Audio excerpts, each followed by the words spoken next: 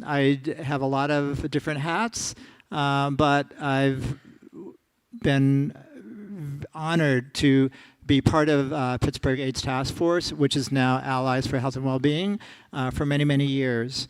I'm here to introduce two phenomenal performers.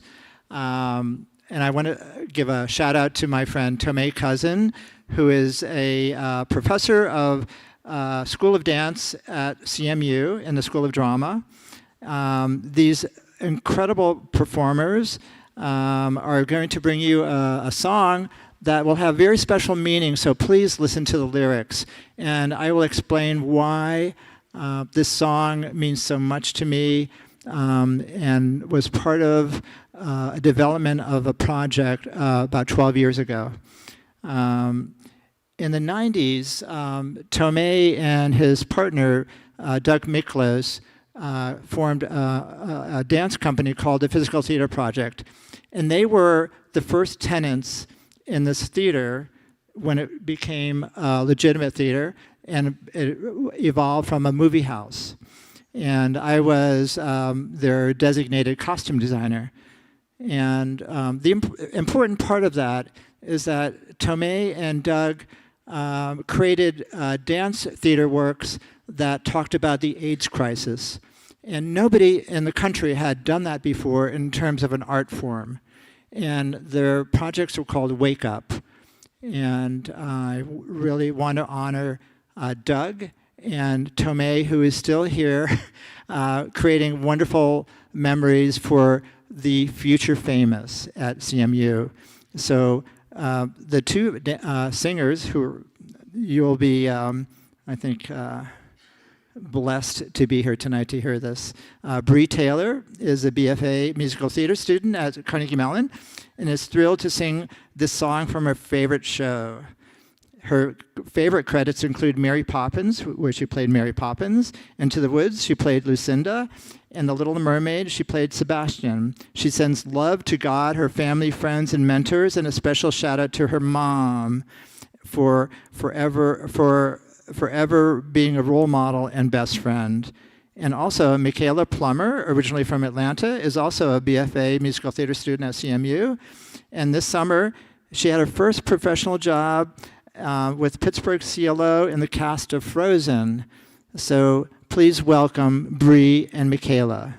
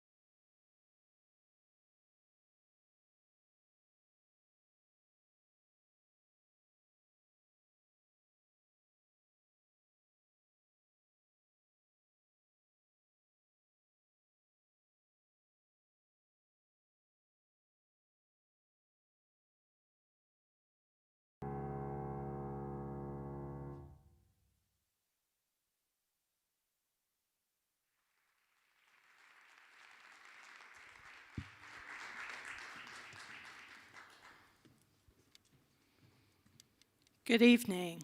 Let's have another round of applause for those amazing singers, Michaela Plummer and Bree Taylor. I'm Mary Bakovich, the CEO of Allies for Health and Wellbeing, and it's my pleasure to welcome you to Legends and Legacies, celebrating the stories of the Pittsburgh AIDS Task Force and Allies for Health and Wellbeing. Tonight, we not only commemorate World AIDS Day, but also pay homage to the hundreds of volunteers, staff members, and clients who over the past 40 years have shaped and been shaped by PATF, now Allies. We thought, what better way to honor those who have come before us than by sharing their stories, or at least some of them. That's why tonight we're excited to share the stories of 12 individuals who have made an enormous impact on the agency and the community. You will hear from former staff, long-term supporters, healthcare professionals, and HIV/AIDS advocates. While we only have limited time tonight, I know many of you here have your own stories of the early days of the AIDS epidemic, of what some have called the best of times and the worst of times. And we would love to hear them. So please see myself or Mary Beth Wyko after the show to learn more about our story archive. Now on with the main event. It is my absolute honor to welcome our first conversation between Allies board member Shanae Jeffrey and the truly legendary Richard Parsakian.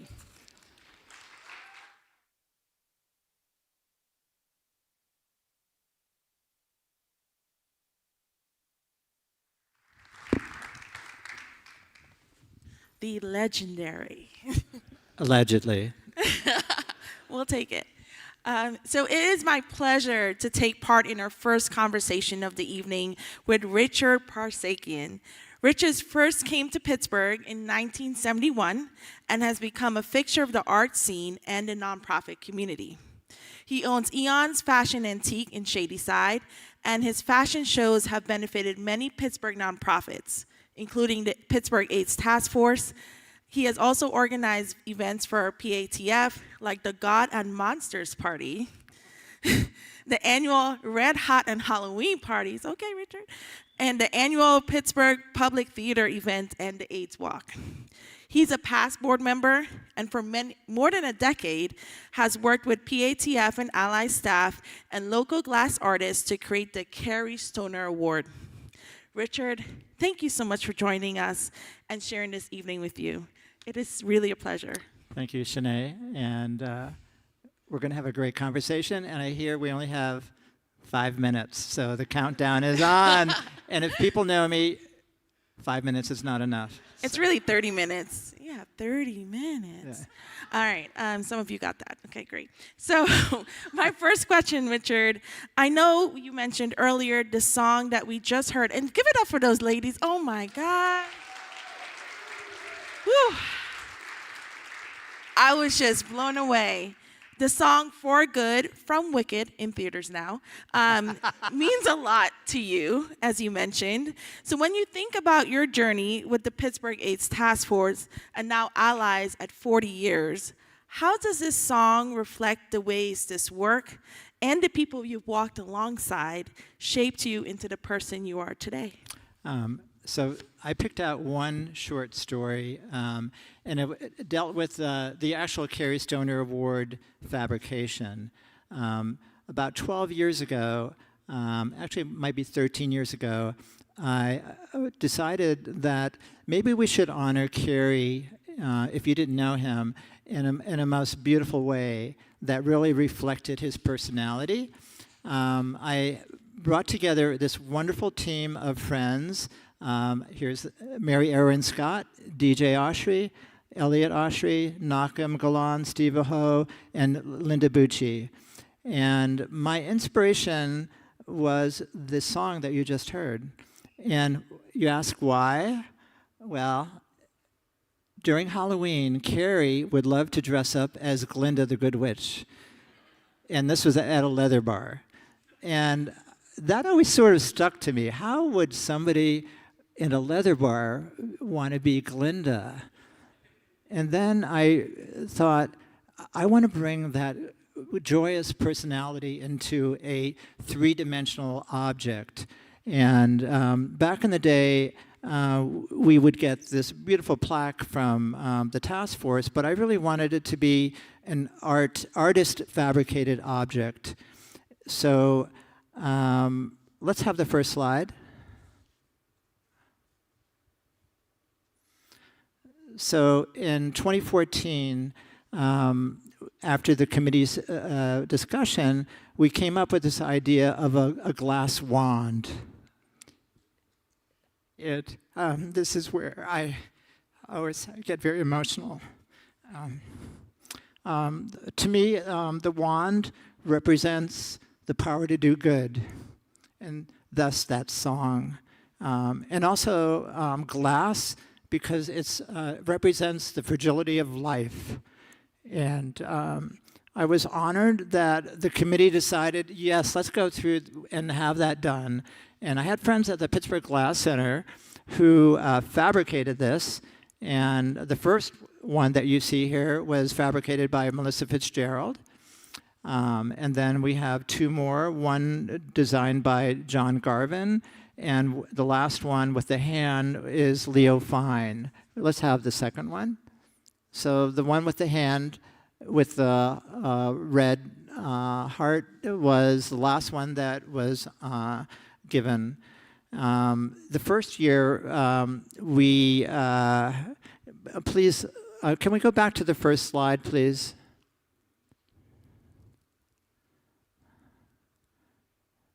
The one of the very first, that one. No, the one before that one. Yes. Okay, so this was awarded to the Giant Eagle Foundation. And the person in this photograph is Jeffrey Shapira, who just recently passed away. And I want to honor him and his memory and generosity for helping gift the task force with funds that really have helped this agency for so many years. Okay, that's a little bit of... Thank you. Yeah. And just kind of going along with this, you know, you talked about Carrie and his legacy, and you've talked a lot about different folks along the way that have been pretty meaningful in this movement.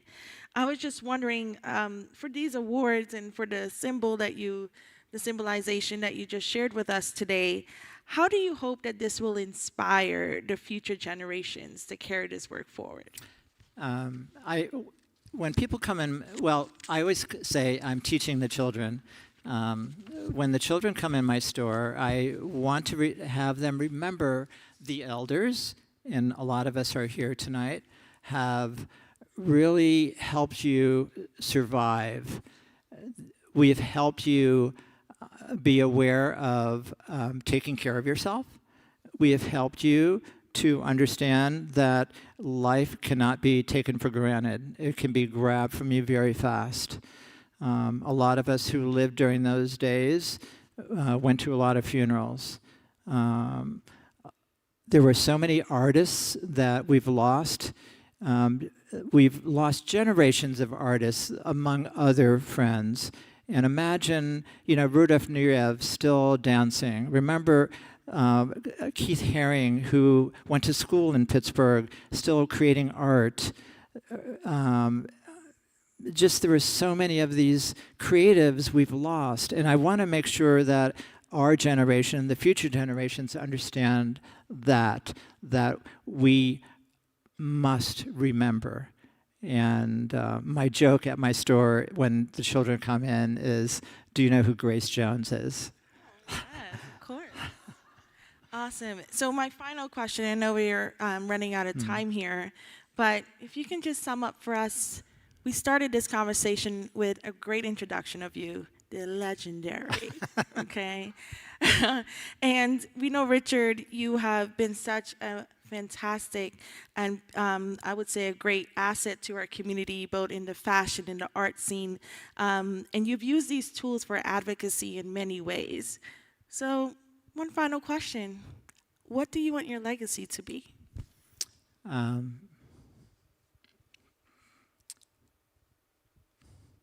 I think remembering friends.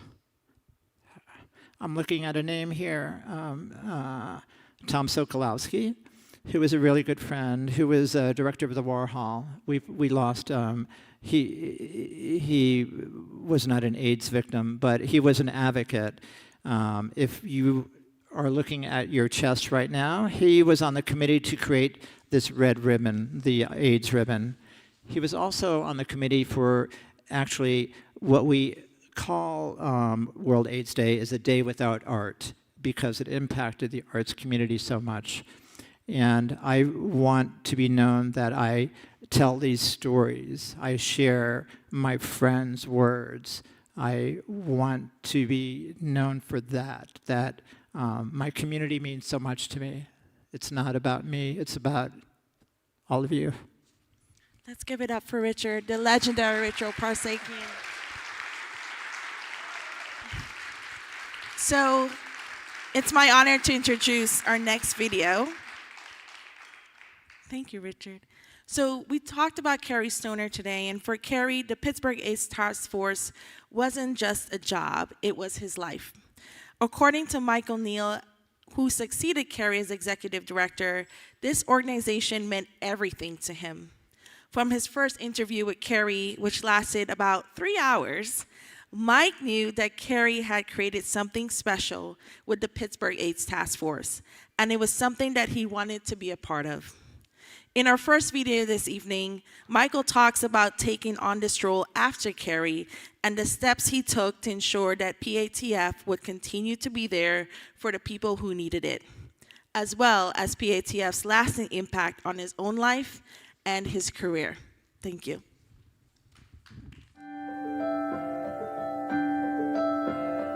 First of all, I stepped into the executive director role, being the new executive director after Carrie Stoner. I don't ever say the word I replaced Carrie Stoner, because you don't replace Carrie Stoner.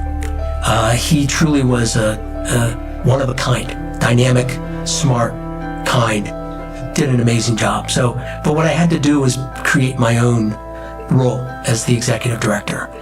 I had to be myself.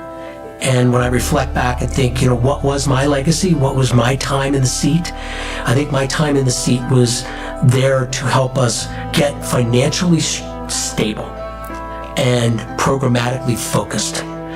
We were doing great programs. There's no negative on my prior walking in, but we were at this point in time where that was critical. And I'm proud of that. I'm proud that we were able to do that work, putting in the right people. And all of these things are because of all the other people who helped me. The biggest thing that I'm most proud of is being able to surround myself with the kind of talent that we needed to do the work we did. And all of those folks, they talk about, what we do today, we stand on the shoulders of giants before us. I stood on the shoulders of giants, and I think the people who are currently at Allied stood on the shoulder of some of the giants that helped me get this work done. I was probably the right guy at the right moment, I hope, to have taken us from where we were to where we needed to be. I feel like I handed it off better than I found it. To me, the biggest story when I think about those early days was how important it was for every one of us to rally around making sure that what we did every day didn't go away. We knew, our clients were coming in, the life expectancy was 18 to 24 months for these folks. And these were people, young men mainly, in the prime of their lives, losing their fight, devastating to them and their families and everyone that loved them. We needed to be there for them. The biggest change for us was when we landed a gift with the R.K. Mellon Foundation. We asked for a revolving fund to help us get some cash flow. They had faith in us. They knew what we were doing was important. They gave us a revolving grant that we could draw on, and with Myrna's help, we ended up being able to use that as a cash flow backup And I'm proud of the fact that when I left 5 years later, we had half of our operating budget in the bank. And so we were able to do some of those things. There were a lot of things that happened during that path that made us be able to be available for people going forward.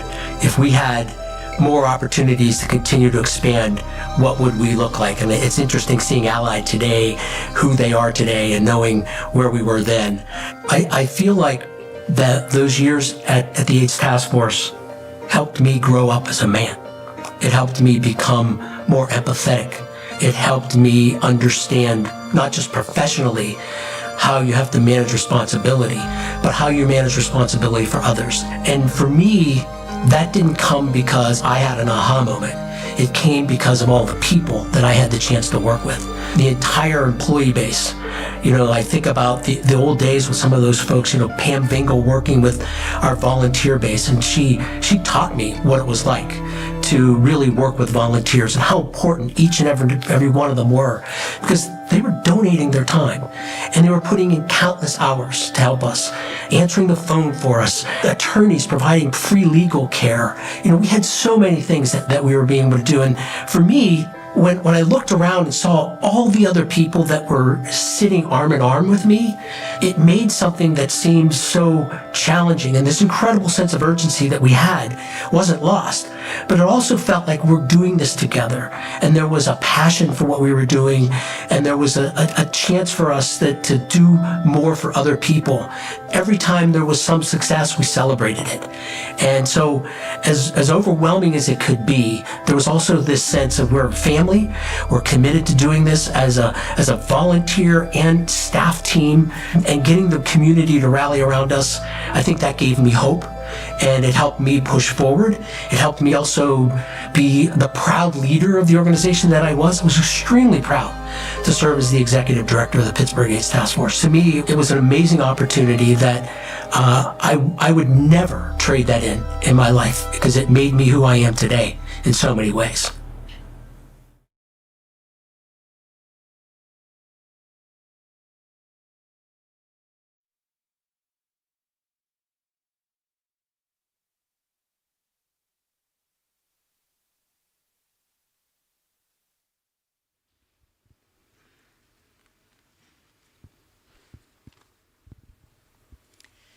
Good evening, everybody. My name is Mary Beth Wyko, and I am the Marketing and Communications Manager here at Allies for Health and Wellbeing. And in that video that we just watched, Michael Neal talked about the importance of the volunteers. And the Pittsburgh AIDS Task Force started as a volunteer organization and was a grassroots organization that has now become Allies for Health and Wellbeing. And we're able to do all of the things that we do today because, as he said, we're standing on the shoulders of giants, and those giants were the volunteers who were with the organization from the very beginning. And I'm so excited this evening to have Tammy Freck and DJ Stemler here to talk a little bit about the importance of volunteers at the Pittsburgh AIDS Task Force. So first of all, tell me what you did when you were working with PATF. Thanks, Mary Beth. I was the very first Education and Prevention Program Manager. I worked from 1988 to 2000, actually started as a volunteer. I met Carrie and Tony Silvestri at a volunteer event, and I started volunteering with them, and then I was very pleased to work there. So I worked with not only Carrie as executive director, but also Mike Neal as executive director. Also Sam Golden was executive director during my time, and I worked with Pam too. Excellent. I was a hotline volunteer initially, and then after that I became a volunteer case manager, and that meant making sure that clients had whatever they needed it in the community. Excellent. Can you tell me a little bit about the role that volunteers played in the early days of the Pittsburgh AIDS Task Force? They were essential. I mean, I think at our height we had over 300 volunteers. As Mike mentioned, they did everything from free legal care to the buddy system, the buddy program. I managed the Speakers Bureau, and we had people from all walks of life, people with no speaking experience. We had a postmaster general and a nun who came and were speaking for us. And we also had personal perspectives, which at that time, if you think about it, was a very brave thing to do. One of those volunteers, Mark Stein, still thriving today, I'm pleased to say. Another one was Joe Dokes. People might remember Joe. And they spoke from the heart about what it was like to live as a person with AIDS at that time, which is very different than today.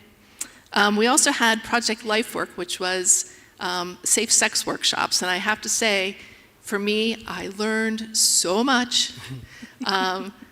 Two of the volunteers, Tim Klein and Don Freeman, I remember them distinctly, helped me create that program, and they taught me a lot. So we couldn't have done it without the volunteers, like DJ on the hotline. When I think of the volunteers, I think of folks who became what currently is known as essential workers. They literally would open the doors sometimes in the morning, and provide coffee, run errands, do whatever was needed. If that meant the bathroom needed cleaned, you went and cleaned the bathroom. So even though each of us had a title, it didn't define us and it didn't limit us. We became whatever, kind of think of it as water flowing into a creek, whatever, river, however you say that. I'm from Pittsburgh, so please forgive me. That water flowing into that body, so you fill up whatever space is hollow. Mm-hmm. So being a volunteer gave me a home. So, that was the most important part for me. At that point, I had been disowned from my family, had just started working, gotten out of college, just started working. So it really gave me a home base. And, it was the true meaning of community for me. Yeah. The volunteers supported us as people, too. And it was family. One of the things that we talked about, because we met a few weeks ago and we're talking about your time at PATF, and one of the things that stood out to me was how much joy you found in those very dark times. Mm-hmm. Can you tell me a little bit about that? What were some moments of joy for you? Mm-hmm. I always say it was the best of times and the worst of times. It was absolutely, still to this day, the very best people I ever worked with. Mm-hmm. The moment of joy that comes to mind after how many years ago now is the lunchroom. I have not worked at anywhere since that we would clamor to all get into the lunchroom together, big table, sitting around, take a minute to just have a break and laugh. John Trafficani and Alan Jones, who you're going to meet later, oh my gosh, they would have us in stitches. It was such a relief. It was such a stress reliever to have just that moment in time all together where we could just laugh. Some of the people I remember most and who have stayed with me forever was Vince Blewett, and he was our hotline coordinator. And Vince was the person that I reported to first whenever I was volunteer. And one of the best memories, there were so many people I remember, but I'm here tonight with a friend, Cindy and Carol and Pam and Evelyn. There were so many of us volunteers that are still here in Pittsburgh and, still enjoy each other's company. And but one of my memories of Vince is when we moved our offices from East Liberty to Wilkinsburg, I started having a problem with reaching things because in the East Liberty office, they were already used to me and put things down low that I really needed, like sugar and chocolate. And those were essential for my functioning. And so Vince would follow me around and say, do you need something? Do you need something? Sometimes it was a little annoying, but so we moved to the new building and I couldn't reach any of the elevator buttons. And so Vince and I came up with this plan that sometimes I used a cane, and if I had my cane with me, it was no problem. But if I didn't, and I forgot it, which I often did, and I was walking back then. You're all thinking, how did she use a cane with the wheelchair? But I was walking back then, so I was even shorter than I am now walking. So the elevator buttons were up high, and Vince tied a stick to the emergency pull thing, which doesn't sound real smart, and a long stick, and I was able to push the elevator button with that stick. But the interesting thing was, every Saturday when I would show up for hotline work, the stick was made to resemble a body part, and it would be a different body part every week, so I would get to come in and see, you know, how creative he was over the weekend. And then I think it was the last weekend I was there, I found out how that tenuous little string could actually activate the alarm button. And that I think got one of us in trouble. I don't think it was me. I think it was Vince. But so I have a lot of great memories. I was going to talk about my wedding, but that was going to just be too long of a story, so I figured the elevator button was a better one. But we had, even though there was a lot of trauma and a lot of sadness, there was also a lot of joy and a lot of sharing. Thank you so much. For our final question for the two of you this evening, what kind of impact did your time at the Pittsburgh AIDS Task Force have on your life? I have to say that song that we heard this morning, or earlier, it was spot on. It changed me fundamentally as a person. But probably the biggest thing was the lifelong friendships that I made. And I think that's same for me. You know, there are 5 women that we recently connected, 6 women that we recently reconnected with here in Pittsburgh, and we all started out at the Pittsburgh AIDS Task Force, and we're all still in touch with each other in some way, and some of us are here tonight, so if you see them, I'll say hello. But the way it changed me was, I'm a knitter and a crocheter and a quilter, and you do all of those things with material, with fabric, with yarn, and that material, that fabric, the yarn, it all becomes the structure that you need to complete your project. And that's what PATF was for me, it's the fabric that created the rest of my life. And Vince was my best friend. And I miss. Thank you so much to both of you for sharing your memories with us this evening.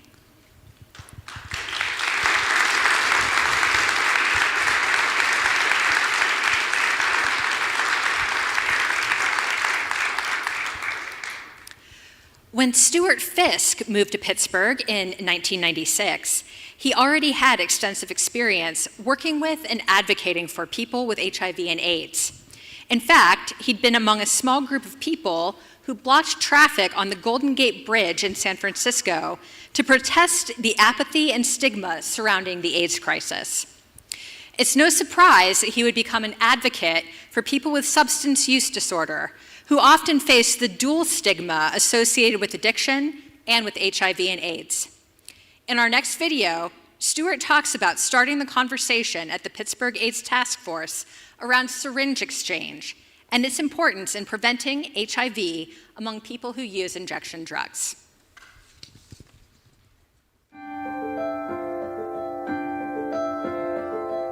So my kind of understanding and knowledge about people who use drugs and the relationship of that to HIV transmission and prevention and stuff was pretty deep, and I cared a lot about it, and very few people were talking about it back then. It was very taboo. You could go to big international conferences. People would present data on injection drug use related AIDS, but nobody's really talking about the population. I knew about the AIDS Task Force before I came to Pittsburgh, but they were not supporting the work we were doing with injection drug users. And by and large at the time, I would say injection drug users were not really well represented in the client group that were being served. They were there, but they were often there kind of undercover, or it wasn't talked about, or if people were still using drugs, they were kind of, often pushed to the side. So there was a larger conversation that needed to be had about all of that with the task force. Understanding that they were doing amazing work, particularly in the gay community. So very respectfully went to them and offered to meet with their board. And it was a very interesting meeting. Some people got it, a lot of people didn't. They didn't understand why we would be doing what we were doing. Long story short, after some really pretty reasonable conversation, a little bit of clutching of pearls, we came to understand that this was a really important part of working in the HIV community, and that the task force needed to stand up and acknowledge that and support the syringe service program. And that went a long way towards legalization, because then, all of the people supporting, not all of them, but quite a few of the people supporting the task force, which is a pretty influential group of people at the time, we were able to kind of garner their support by 2002.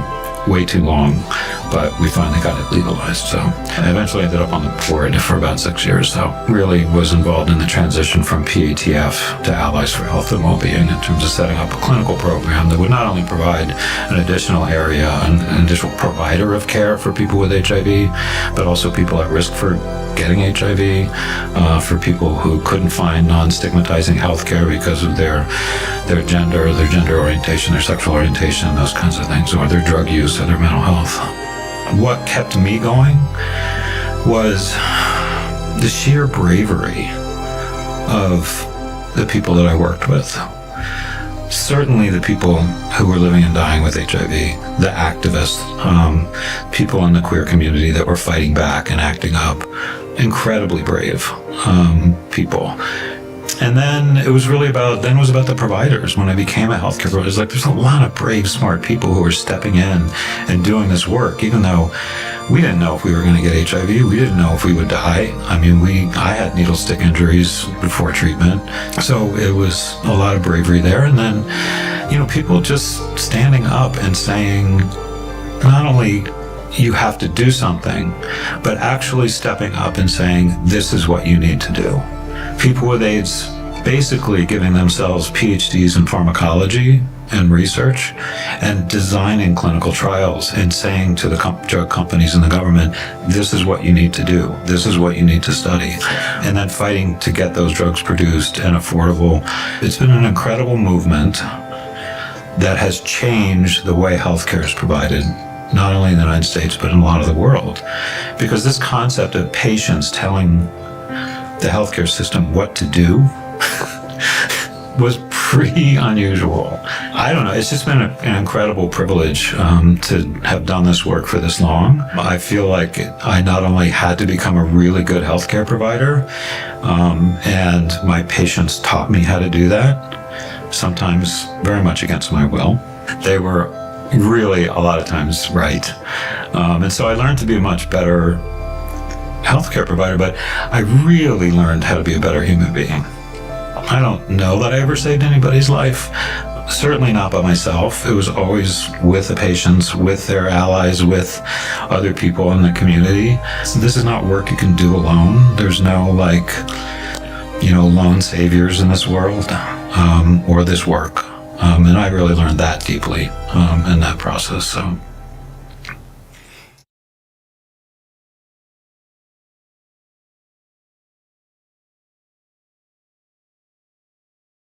When I was diagnosed with HIV, I didn't know who I would be. But here I am, being me.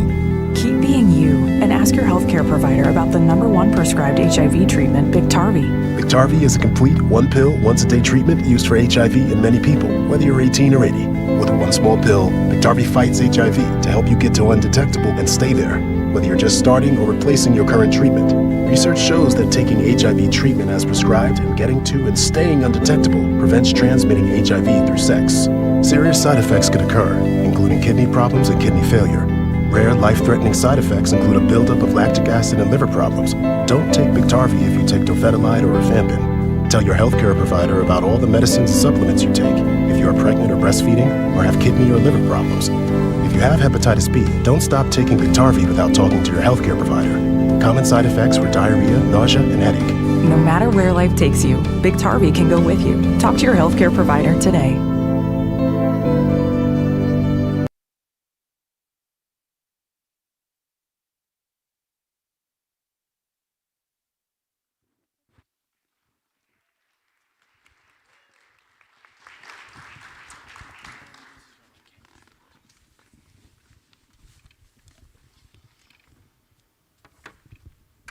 Hi, friends.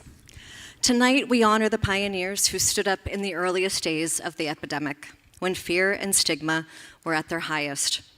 We're joined by Dr. Larry Leahy, whose decision to treat people living with HIV nearly 40 years ago was an act of both professional integrity and profound humanity.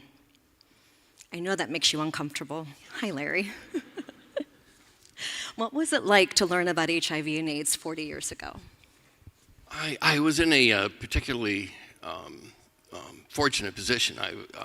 HIV was coming around, or AIDS was developing. I was in dental school from 1981 to 85, and that's when all the information was being collected. And so we were very current, and to this day it has proved that they were accurate on what was going on and the difficulties with treating a retrovirus and the transmissibility. What's Transmitted.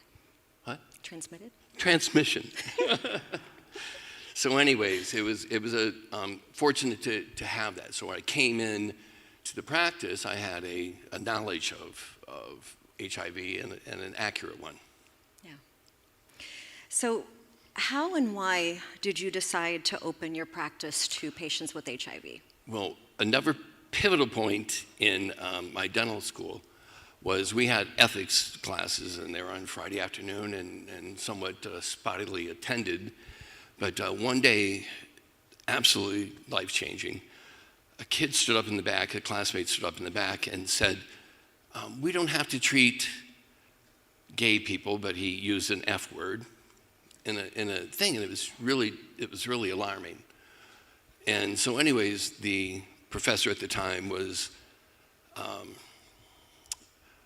without missing a beat, came in very cool, calm, and collected and said, you don't have to treat anybody you don't want to treat. But what you don't know is you don't know who's gay. You don't know who's out there. You don't know how they present themselves. And so you don't have a clue on that. And first of all, the thing you need to realize is that we take universal precautions to protect ourselves, protect our patients, and protect our staff. And if you had the idea that there's something different or more dangerous about treating an HIV-positive patient, you're wrong. The idea is that this is a virus that can be killed with soap and water. It dies when it's desiccated. When it comes outside the body or whatever, it doesn't get transmitted. So if you can't protect yourself, protect your patients, and protect your staff, you have no business practicing dentistry. Yeah, it's huge. So looking back, do you feel that the profession underestimated or overestimated the risks? Well, that's also a very interesting point. The same people who are telling me to go ahead and treat HIV-positive patients. The dental school at that point was getting some flack about not providing services for HIV patients. So they set up a clinic that they would see 2 patients a day. They completely lined the room in plastic. And these are the same people telling me it was safe to do, but at the same time, my justification in my head was they had a liability issue, because it's a teaching institution, so you're putting people at risk, perhaps. Right. I know this makes you uncomfortable, but I'm going to ask you anyway because I love you and you love me and you'll forgive me. So 40 years later, how do you view your decision now? You made a huge, bold decision to treat people. I think it's important to,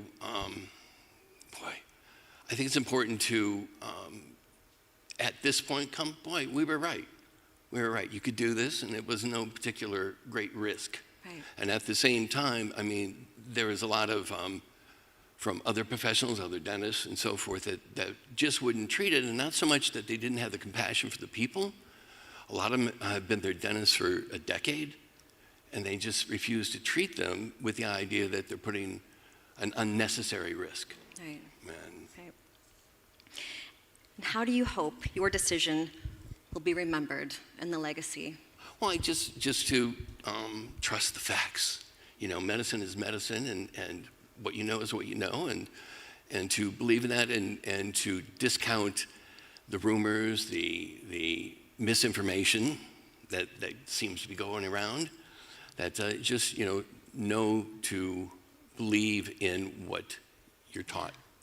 Yeah, I love that. So as we mark 40 years of work by PATF and Allies, we're reminded that progress is built on the courage of individuals who chose compassion over fear. Larry, your decision to treat people living with HIV at a time of uncertainty and stigma helped pave the way for dignity in care and trust in medicine. Thank you for sharing your journey and for reminding us that true leadership is measured in humanity. You're very kind. And thank you, Carrie, for making it short.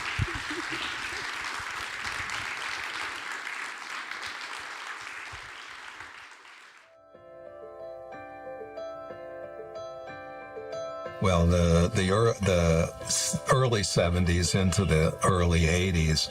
Good evening. I'm the legendary Jim Casaro, and I have the honor of serving as Vice President and Development Committee Chair of the Allies for Health and Wellbeing Board of Directors.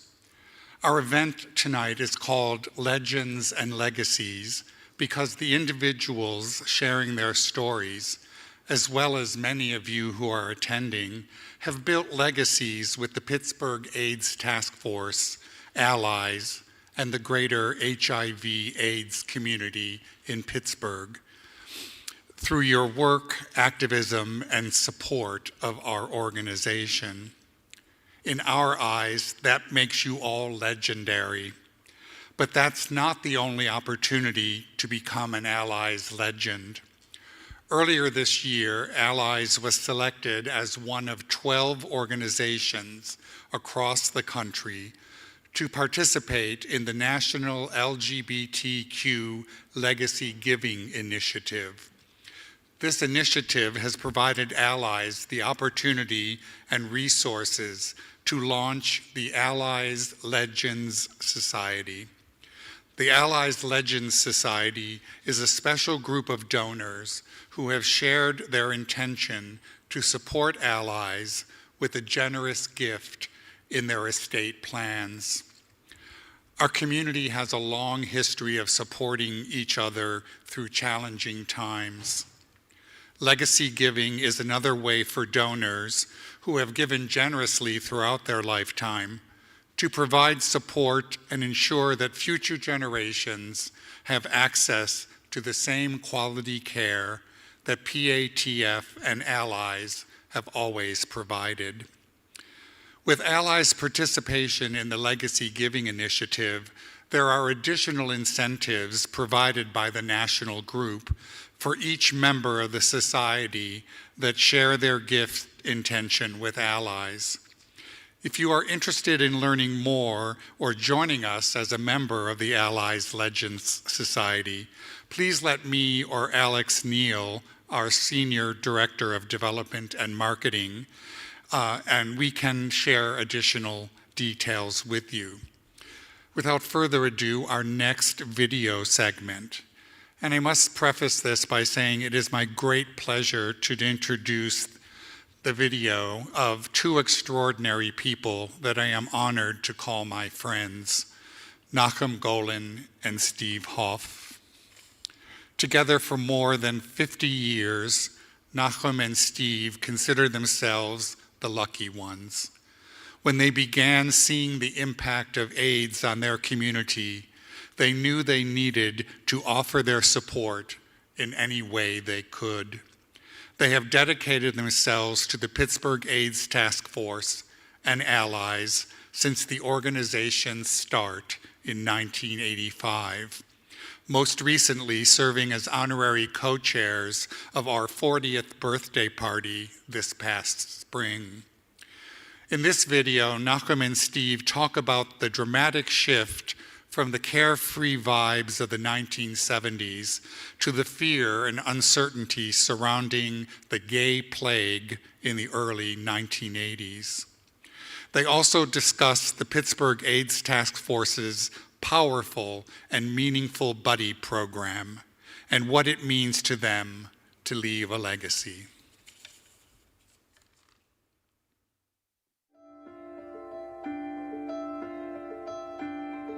Well, the early 70s into the early 80s was a time of party and play.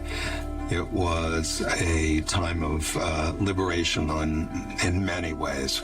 Sexually, drug-wise, people were really into having a good time, and it was fun and carefree. Health issues were not what they were just a few short years later.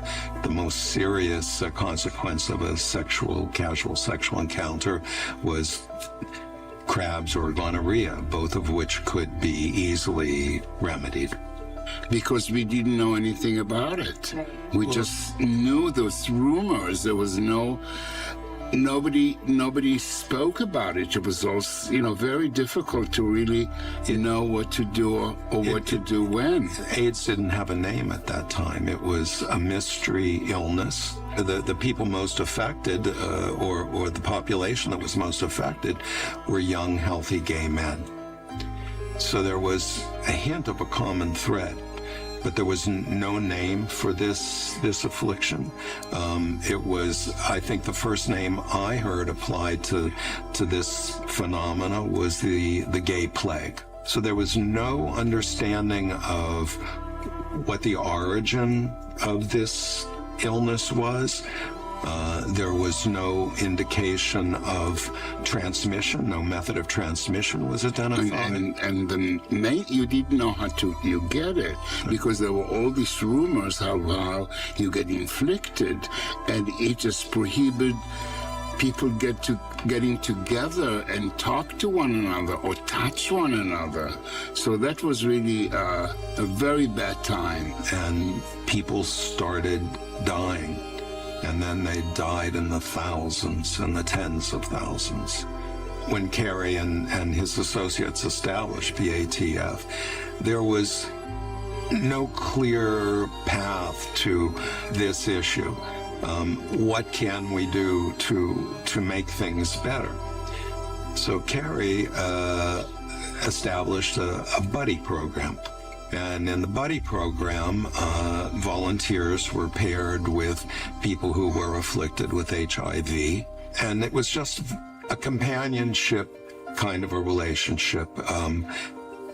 Transportation to doctor's appointments, going to the grocery store, sometimes just having coffee together. For the people who were the clients of this buddy program, I think it made a tremendous difference in their lives. I had, for a year or so, a buddy until he ultimately passed away.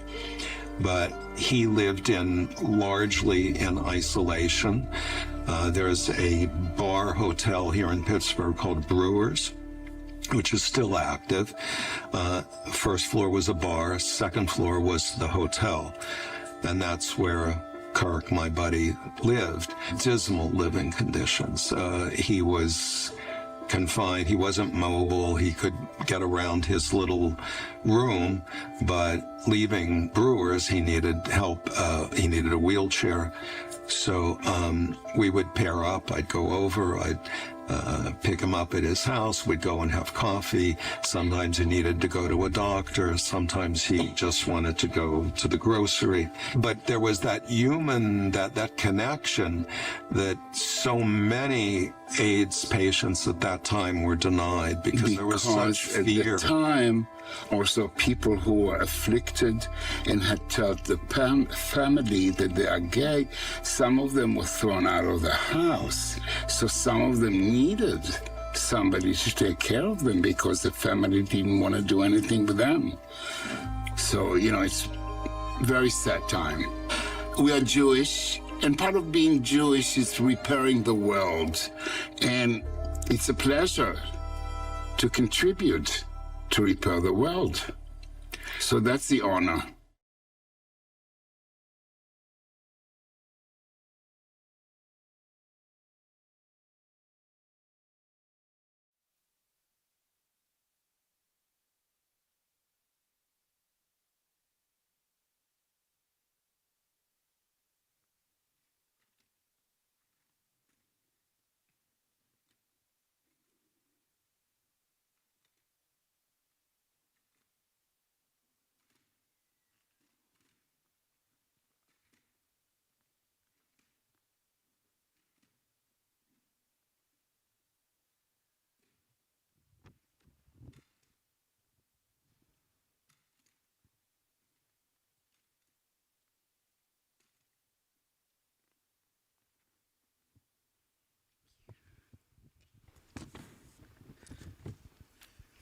Hello, friends. Clarice Jordan contracted HIV when she was just 16 years old. And upon receiving her diagnosis a few years later, she was told that she would not live past the age of 24. Clarice chose not to accept that. That diagnosis led her to dedicate her life to advocating for others like her who are thriving and living with HIV. She has worn many hats at PATF and Allies as a volunteer, part of the Speakers Bureau, a receptionist, an advocate, mentored newly diagnosed folks. She was a cook, part of the Buddy program, and a board member. She is also the author of several anthologies. Shameless plug. Also the author of several anthologies and sharing the stories of people living with HIV, and the founder of a nonprofit organization called Love in Action Through Faith Initiative. Clarice, it's truly an honor to be here with you tonight. I'm honored to be here. Can you share when your journey with HIV/AIDS started? As you said, I was 16 when I contracted HIV by my only boyfriend. I decided on his graduation night to give my virginity to him. But what I didn't know was that he was HIV positive. So upon having sex with him, I contracted HIV. And I just went through school, and then 18 years old, I started having some health issues, and he tried to get in the service. And my brother was the Navy recruiter. So long story short, my brother came home, told my mother. So my mother had to tell me to go get tested. So I went and got tested. And back then it took a month and a half for your results to come in. Well, I wasn't worried because I had already convinced myself that I didn't have it. So the doctor came in and she said, "You're HIV positive, you'll die by the time you're 24, make an appointment at the front desk." And she walked out. And what did you say then? Or how did you navigate that? I was in shock. I always tell people that, the cartoon, Charlie Brown, and there was a teacher, when the teacher talked, it was womp, womp, womp, womp. And all I heard was womp, womp, die, 24. Yeah. So I went home, told my mother that didn't go off too well. A month later, she asked me to leave her home. Moved in a house with 2 people who had 3 children, and lived and waited to die. Living to die is what I was doing. And then you had a lightning bolt? Yeah. One day I was sitting in my living room and a light bulb went off in my head, and I know it had to be God that said, "What are you doing? Get yourself up." And I said to myself, and I said it out loud, if HIV is going to get me, it's going to have to find me. And I looked in the phone book and found the Pittsburgh AIDS Task Force. And I went there, and I just wanted to volunteer.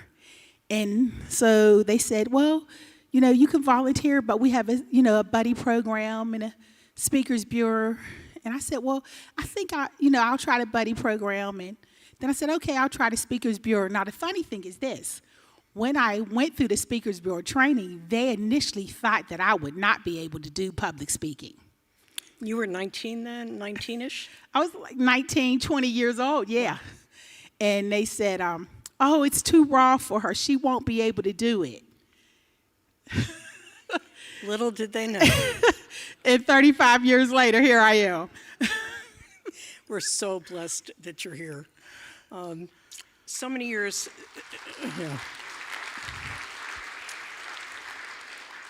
In preparing for this, the most impactful thing I've ever heard in the past many years of working in this community is, if AIDS is going to get me, it has to find me. And so many years out, at one point you told me that HIV/AIDS gave you a purpose. You're quite the survivor and more than an incredible inspiration.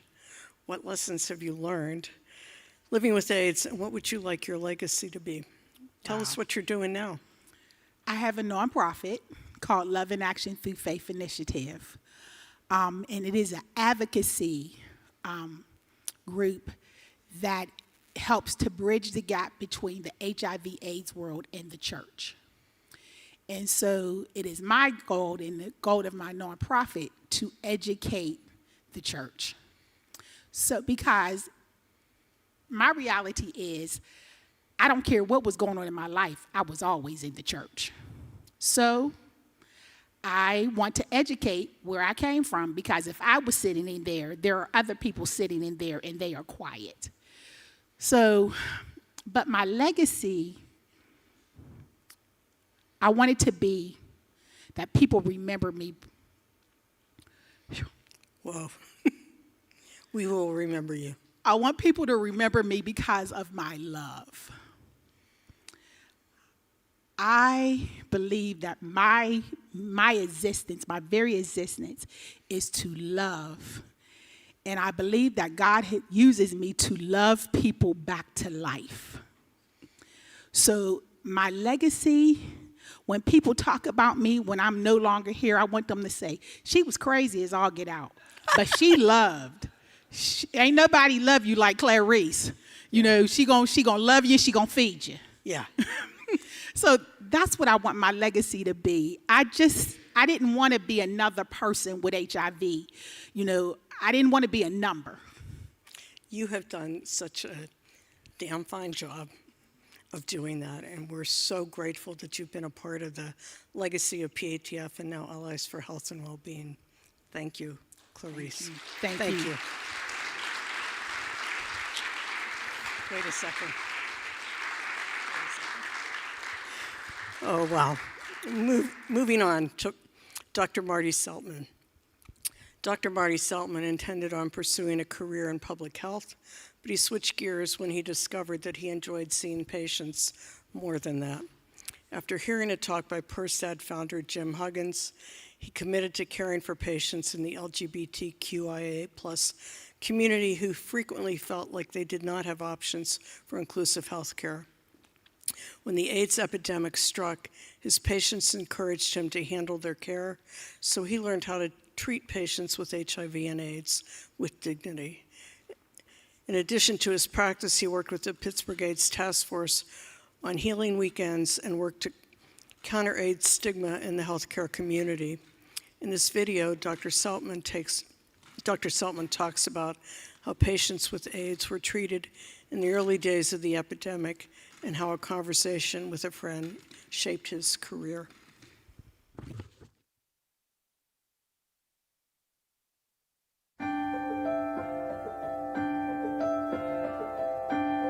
It's just as we were starting to test for HIV, somebody tested positive, and I said, well, you're going to have to go to the university, to the specialists to take care of your HIV.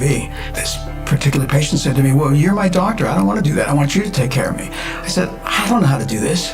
And he told me about a publication called AIDS Treatment News. At the time, it was published in San Francisco, and it sort of talked about what there was in terms of new treatments. At that point, there was just AZT.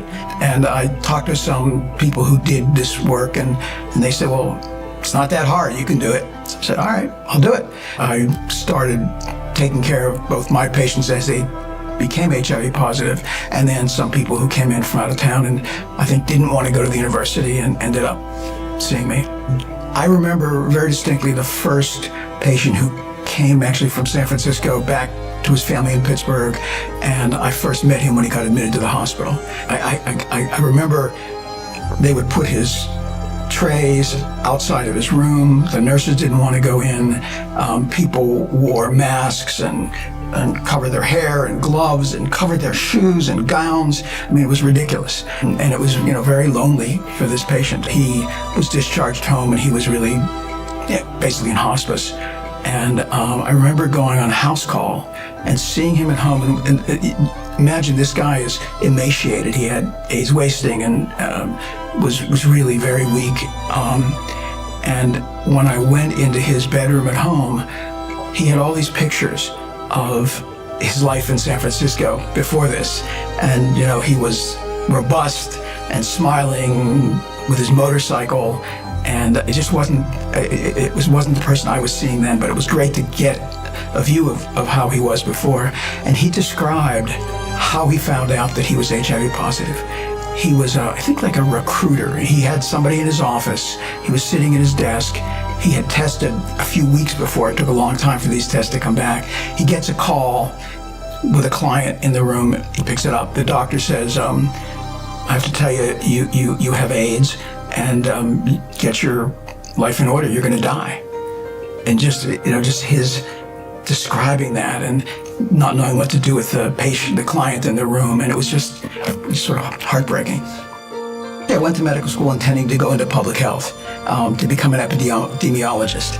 I was advised to go to medical school first, and then I got distracted by I like to take care of patients, and so I didn't really do public health. And my last year of medical school, a good friend who had been an exchange student from Peru came to visit again in the United States, and he came to Philadelphia where I was in medical school. And we took a bus into Center City, and he came out to me and he said, I don't think you're going to ever be my friend again. He just couldn't imagine that it would be acceptable. And for whatever reason, it was totally acceptable. He died of AIDS early. And I think probably Seffi's influence is a lot of why I went in that direction. But I'm really glad I did. It was a really important part of my career.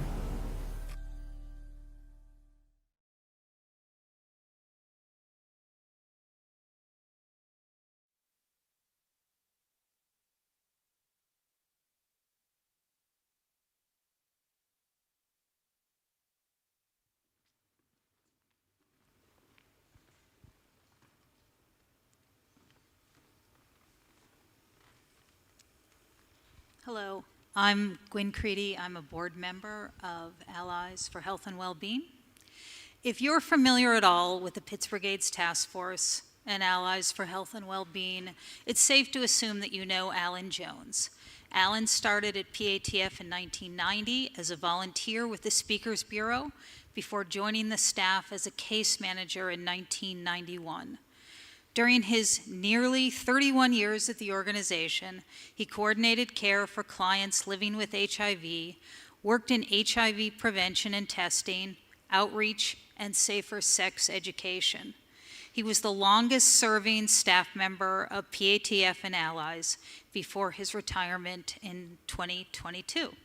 Thank you for joining us, Alan.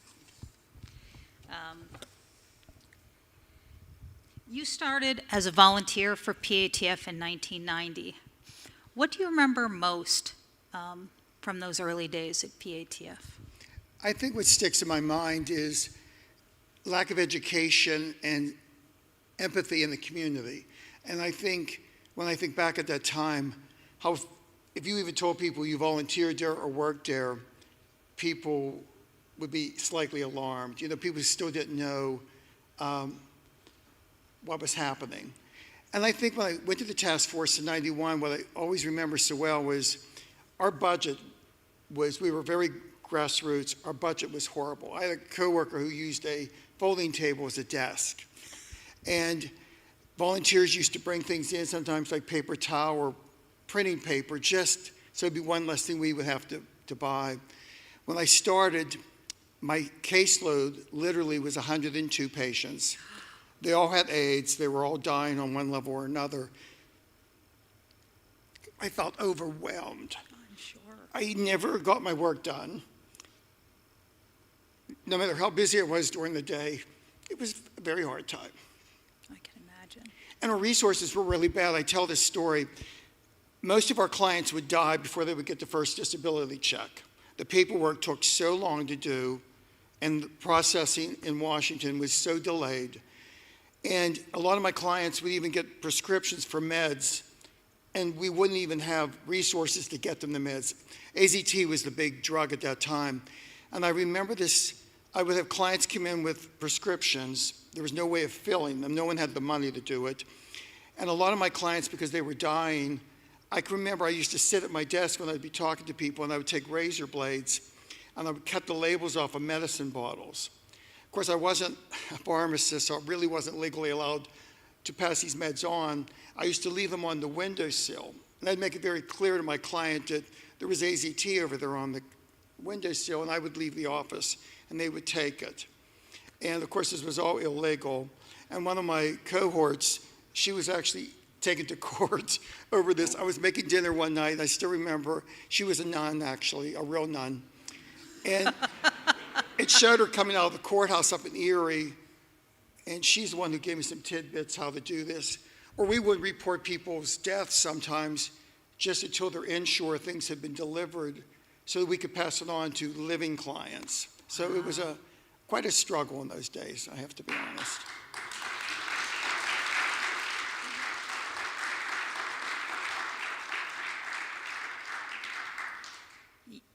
You told me that you lost 160 clients. I can't imagine the sorrow. How does that change a person? I know one thing I have learned. One of my clients said to me once, he said, "I'll be gone soon, but you need to live for me." And I've often thought, when I get upset about something, or when I hear people complain because the paint didn't come out right in their bedroom, or the sweater wasn't what they ordered, I think maybe we need to refocus on what's really important in life. And maybe your daughter married somebody of a different religion or race that you didn't approve of. Well, it's not the end of the world. Maybe we really need to refocus on what is important. That's, yes.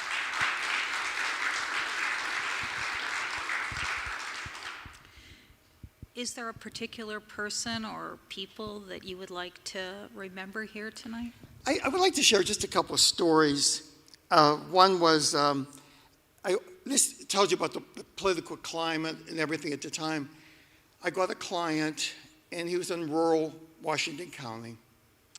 And he'd come back from a city. His mother was taking care of him at home. She was a waitress. She called me on the phone. I was coming to do my first home visit tomorrow. And she said, "Alan, can I ask you something?" She said, "Does your car say Pittsburgh AIDS Task Force on it?" I said, "No, actually, it's my own car. They reimbursed me for gas." And she said, "Oh, thank God." She said, "My boss found out, he had heard rumors that her son had AIDS. And she said, he said to me today, 'Does your son have AIDS?' And she said, of course I lied and said, 'No, he has cancer.' And he said, 'Well, it's a good thing, because if he did, you'd be out of a job.'" And the tragedy of this was she actually rented her little house from her boss. So only because he was afraid in food preparation, people wouldn't come to his restaurant if they thought she was taking care of his son with AIDS and touching food. Another thing is, I always remember I was visiting a client, and he was horribly underweight, very weak, and we were sitting in the living room with his mother, and I saw all these 8x10 pictures of him in various drag outfits. And he said, you know, my mother made all these dresses. Aww. And I saw this little lady sitting there, and she didn't know if she should be embarrassed or proud. And I remember saying, those are wonderful. But I got such a chuckle later because she was so happy. I will tell you this, though. After he died, I called to check on her one day, and she said, you know, people made fun of my son being gay and being a drag queen. She said, but you know, since he died, it's been his friends that have been taking me to the store and doing things for me. One other little thing, I used to feel, you know, I used to think people who were school teachers got to see their children do something. I'm on the other end of the life. And I remember one of my clients, when he died, his partner said how important my work was because I helped his partner on his journey home. So I used to like to refocus. You know, we all have to come into this world and we all have to leave it. But I used to find some comfort in the fact that, you know, we were able to do this. They mentioned Brewers Hotel, and I just have to talk to you about people. Brewers rented rooms by the week for $45 a week. The place was a dive. Linoleum floors, and everybody shared a bathroom at the end of the hall. But I remember I had a handful of clients who lived there because they were on limited budgets. And I used to call over there. The person at the bar would yell upstairs when they would have a medical appointment. And I just thought, talk about comradeship, they would actually get guys from the bar to take, during the day, an office chair upstairs and put my client in it, tilt the chair back, and carry him down 2 flights of steps to get into a taxi cab so he could go to the doctor. So I always said there were good people in this world. There are, and you're certainly one of them. Thank you very much.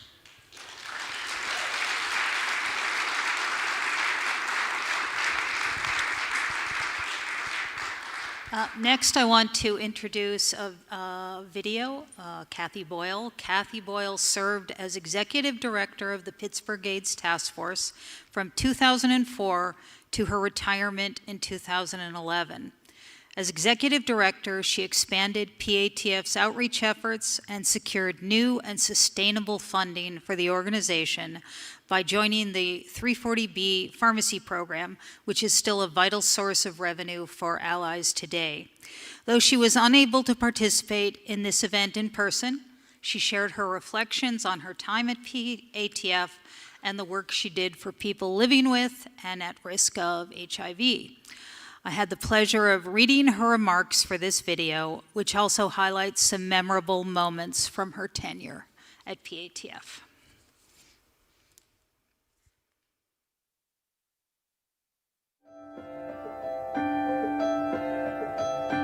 When I first came to PATF, HIV/AIDS services were primarily focused on male clients.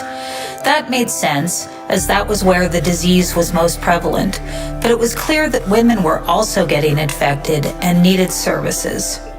So, starting prevention work with particularly the women's African American community was very important.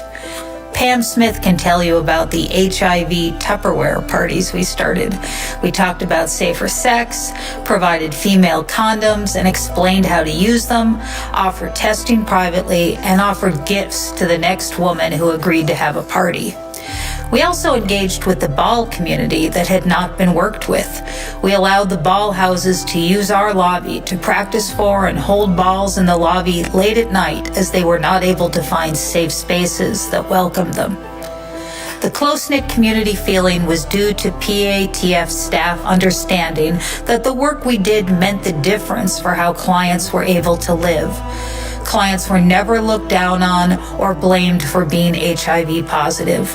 All were accepted as needing our help in whatever way we could provide it. The biggest challenge at first was to prioritize regular billing submissions to the county for the housing we provided to HIV clients, and then to get the county to pay. I informed them that we would let the public know that the formerly homeless that we housed were going to be homeless again because we could not pay their rents. We soon got all payments on a regular basis. funding was generally difficult. We then learned about 340B pharmacy services, made that application, and were approved, which continues to support the agency. My greatest accomplishment was in providing services to women and young African American gay men who had not been reached out to previously by PATF, and in developing the 340B financial security. I hope my legacy will be that I left PATF with financial support, developed staff cohesiveness, and opened our doors to a more diverse clientele.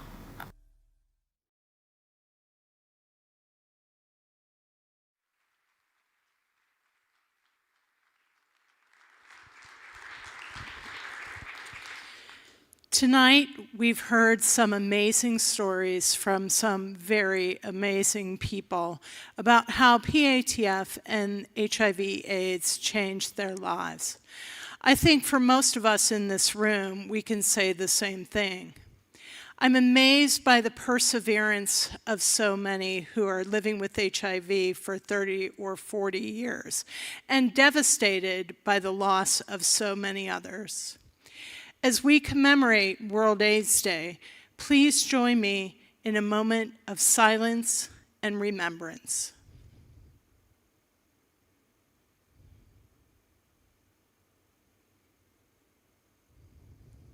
Thank you. This was an incredible evening, and I need to thank those who made it possible. First, I want to thank our storytellers, Kathy Boyle, Stuart Fisk, Tammy Freck, DJ Stemler, Nachum Golan, Steve Huff, Alan Jones, Clarice Jordan, Dr. Larry Leahy, Mike Neal, Richard Parsakian, and Dr. Marty Seltman. Let's hear it for them for sharing their experiences.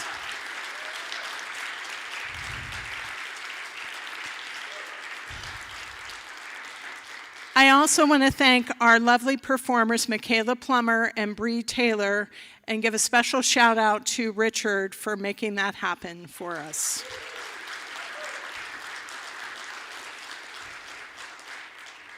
We also want to thank our generous sponsors tonight, Giant Eagle, Gilead Sciences, Peterson and Albright LGBT plus Legacy Trust, and Kuberg.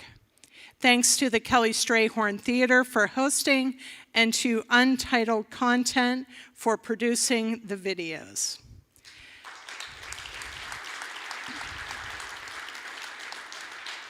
I want to also thank our board of directors, many of whom played a role in tonight's event, as well as our development staff, Alex Neal, Megan Naji, and Mary Beth Wyko, who kept us all on time with the stop clock. Thank you, Mary Beth, for a great job.